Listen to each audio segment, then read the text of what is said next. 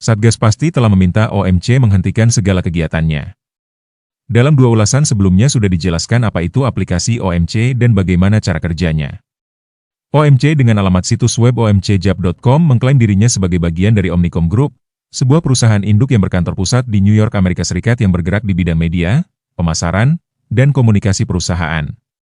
Namun, tidak satupun bukti yang bisa ditunjukkan oleh OMC JAP untuk membuktikan klaim tersebut. Sebaliknya, melalui situs resminya, omnicomgroup.com, telah mengeluarkan peringatan waspada penipuan dalam bentuk penghimpunan dana untuk tawaran lowongan kerja palsu yang mengatasnamakan Omnicom.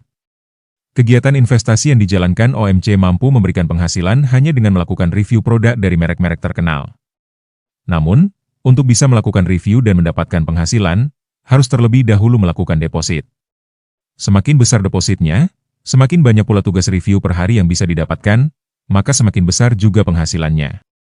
Polemik kegiatan investasi OMC ini sudah berlangsung sejak 3 minggu terakhir ini. Satuan Tugas Pemberantasan Aktivitas Keuangan Ilegal atau Satgas Pasti Sulawesi Tengah sudah 3 kali memanggil pengurus OMC untuk menjelaskan dan menunjukkan bukti legalitas kegiatan investasi OMC. Namun hingga 2 kali pemanggilan, pihak OMC tidak satupun yang hadir. OMC mengklaim bahwa mereka bukanlah kegiatan investasi, melainkan kegiatan periklanan sehingga tidak perlu mendapatkan izin dan harus berada dalam pengawasan Otoritas Jasa Keuangan atau OJK.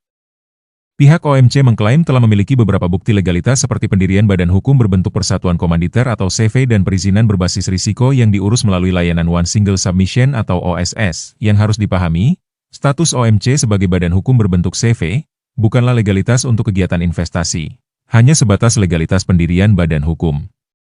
Dan terkait layanan OSS, tidak memiliki kewenangan dalam menerbitkan perizinan di sektor keuangan.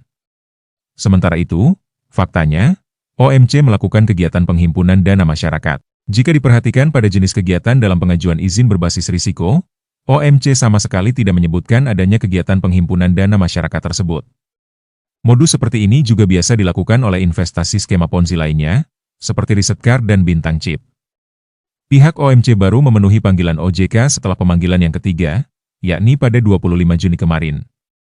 Dalam pertemuan dengan Satgas Pasti tersebut, pihak OMC tidak bisa menunjukkan bukti legalitas kegiatan investasinya. Bahkan, klaim yang menyatakan bahwa OMC merupakan kegiatan periklanan, juga telah dibantah oleh Kominfo Sulawesi Tengah yang juga merupakan anggota dari Satgas Pasti. Atas dasar inilah, Satgas Pasti meminta OMC segera menghentikan segala bentuk kegiatannya. Lalu bagaimana dengan nasib para investornya yang telah melakukan deposit? Ini menjadi pelajaran bagi masyarakat untuk selalu teliti di awal sebelum melakukan transaksi keuangan dalam modus apapun. Dan semoga ini juga menjadi pelajaran bagi pemerintah untuk lebih cepat dalam mengidentifikasi dan mencegah aktivitas keuangan ilegal sebelum menyebar luas dan menimbulkan banyak korban.